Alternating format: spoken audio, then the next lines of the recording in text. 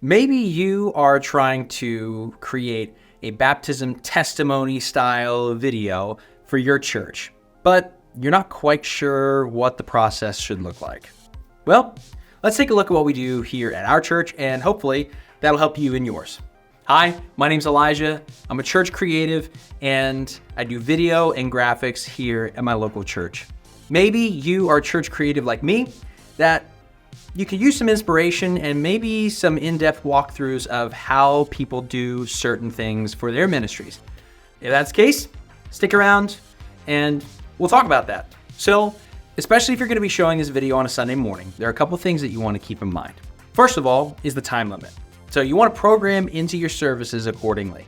The way that we do it here is we have about 2 to 3 minutes that we can allot for a video. So that gives someone an opportunity to be able to share their story and then also get baptized right after that without taking too large of a chunk out of our service flow. What we found is between the 2 to 3 minute mark, we can capture somebody's story without chopping it up too much, but still getting the meat and the potatoes of what their story looks like, of what they looked like before Christ, that moment of life change, and then what their life looks like now. There are a couple different ways to go about this. First off, what you can do is you can have them write out their testimony. This can help articulate those major points in a little bit easier to read way. Having that pre-written is going to help them know which beats of the story that we're really trying to capture here to be able to share on this platform. People don't have to write out their entire story, and for some people that isn't helpful.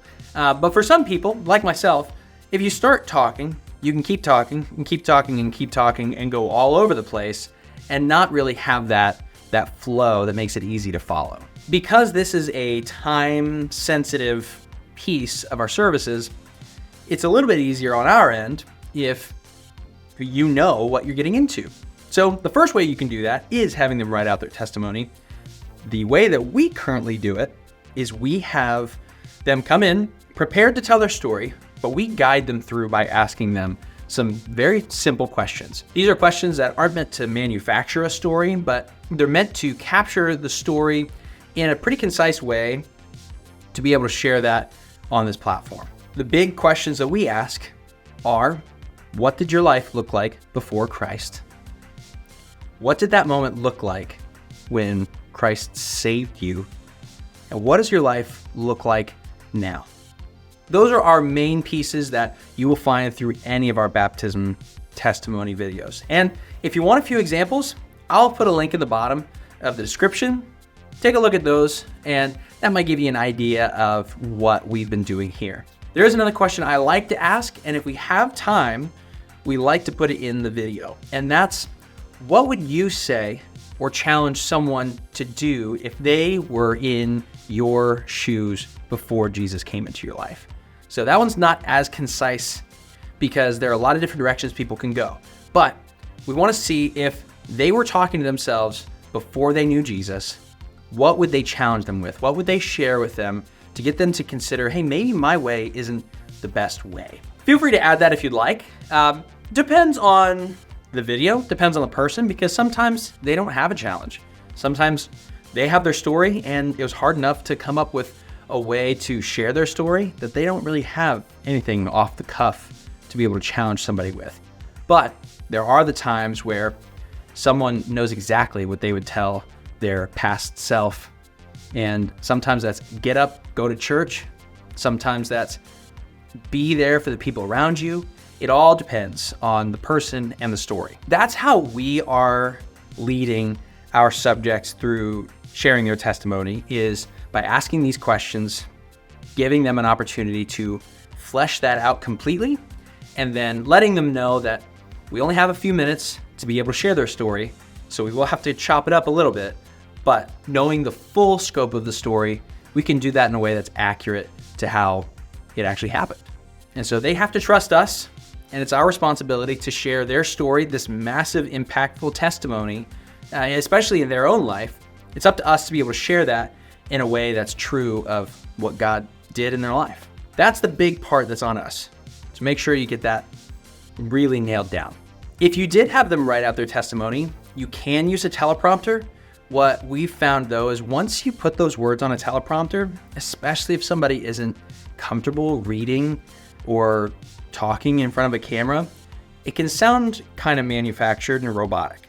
So avoid that if you can, but there are some people that they will need it written in some form or fashion. Just be aware when going into this process. So I've talked about the questions. Let's dive into those a little bit deeper. So the first question is, what did your life look like before Christ? And so this is a really important part because this shows that pit of hopelessness. This is where someone that maybe is in the congregation that doesn't know Jesus, maybe this is exactly where they're at. So you want to capture this in a way that isn't condemning who they are, but it condemns the life that they're living, if that makes any sense. So if they're doing all of these sinful things, they may share that.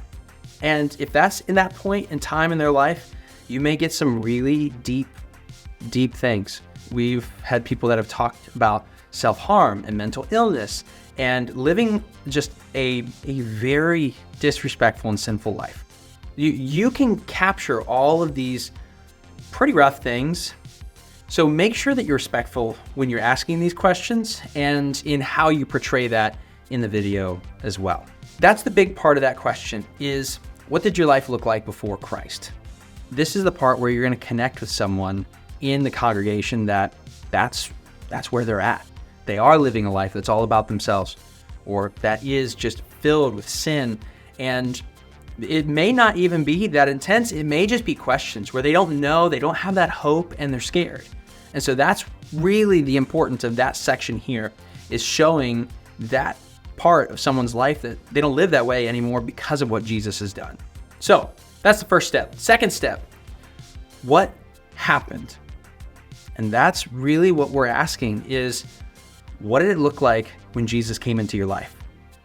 Did you walk forward and talk to a pastor, and did that pastor pray over you, and then you had that understanding of, yes, I do need this. I have this sin in my life that I need to ask for forgiveness for. Maybe that's how it happened. Maybe it was you felt the Holy Spirit, and next thing you knew, you were on your knees and you were praying to the Lord to save you. Maybe it was someone watching a video or watching a live stream or sitting at home wondering what was going to go on in their life when they were gone and having those big questions.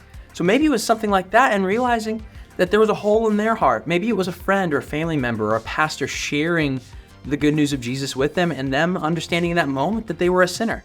So this is where we're really articulating the gospel. This is where we're articulating, I was a sinner. I wasn't good enough. I knew that the only way forward was a relationship with Jesus. And so that's what we want to capture in this moment, because that's what we're telling the person that got connected in this first part.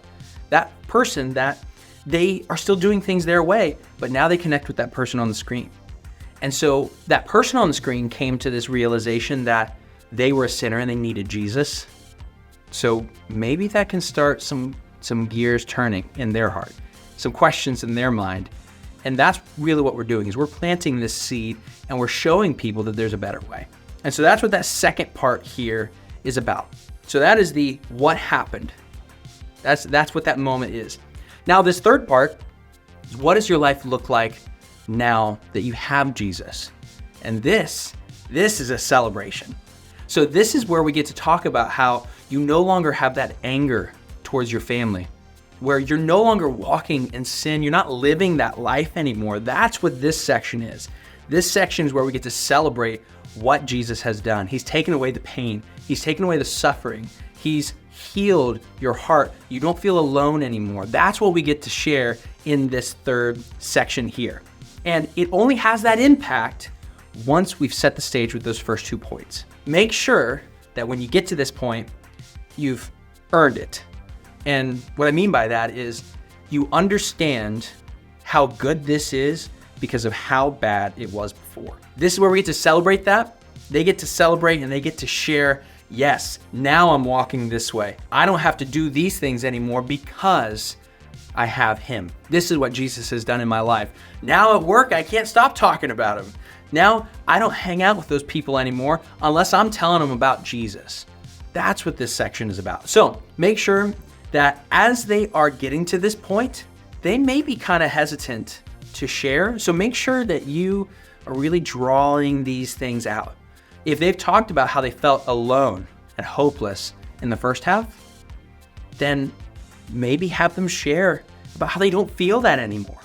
Always along the way, making sure that what we're saying and what they're guiding them through is accurate. We don't want to manufacture anything. We don't want to share anything that's not true of their story. This is their story.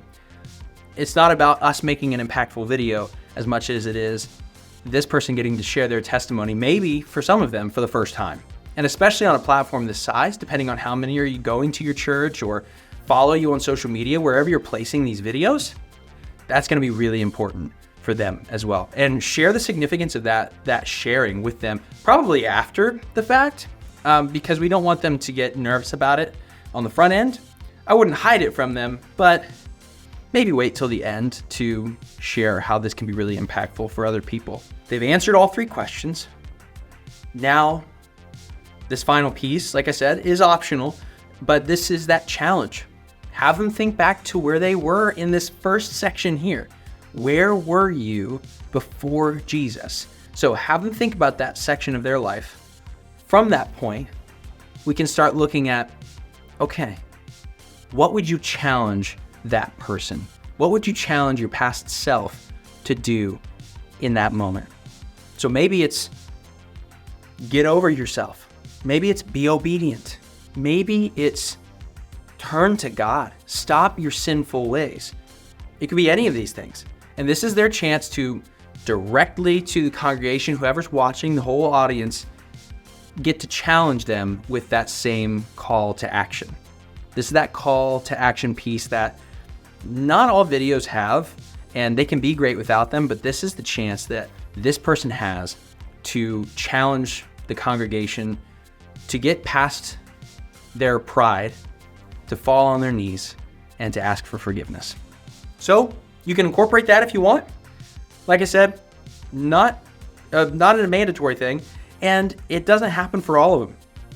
You may have some that have that challenge piece, and you may have some that don't, and that's okay. And it all depends on your timing. However much time you have in your service, it's also going to depend if this is going to be 2 minutes. If it's going to be 5 minutes, you may have time to do this in every video. If not, totally fine. But that's the general concept for the questions and that challenge piece there at the end. From that point forward, it really comes down to you. As you're editing this video, there are going to be a couple things you want to keep in mind. First off, you need to know what they said. So as you're shooting the video, you need to be paying attention, maybe take notes if you need to, so that you know those major story beats. That in a minute or 2 minutes, you could articulate their story so that in the editing room, you have a better idea of what they said to be able to know if something lines up with their story or not. So that's on you. Very important that you know that.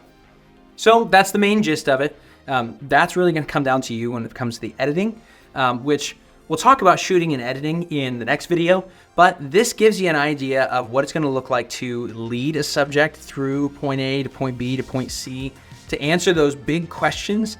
And from this point forward, a lot of it comes down to you and what style you want to go for. If you want to do something a little bit more dramatic, we'll take a look at lighting, we'll take a look at sound, what's going to give you the best sound moving forward, and we're going to look at the editing process. So if you want to check that out, you can check that out right here. Thank you for watching. I really do appreciate it. If you need more help or if you have questions, feel free to leave those in the comments below. Subscribe if you want. Don't have to. Like it if you liked it. If you don't, or if you don't want to like it, also totally fine. But I am going to keep making videos, so if you want to stick around and see what else we come up with, I'd love that. So thanks. I'll see you later.